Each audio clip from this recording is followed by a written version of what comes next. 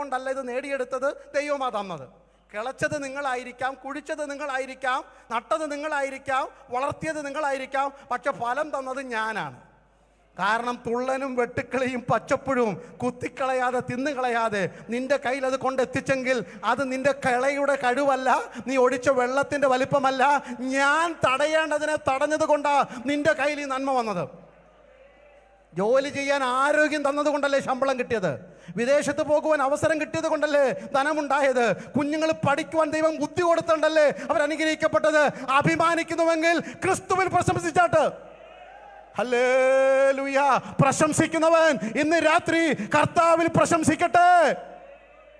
ആത്മനിറവുള്ളവന്റെ അകക്കണ്ണ് തുറന്ന് അവൻ വിളിച്ചു പറയും, അങ്ങ് തന്നതല്ലാതെ, അങ്ങ് നടത്തിയതല്ലാതെ, അങ്ങ് നിർത്തിയതല്ലാതെ, അങ്ങ് ഉയർത്തിയതല്ലാതെ ഞങ്ങൾക്കൊന്നുമില്ല അപ്പാ എന്ന് പറയുന്ന ഒരു ആത്മനിറവിലേക്ക് എത്ര പേർ ഇന്ന് രാത്രി മടങ്ങി വരും?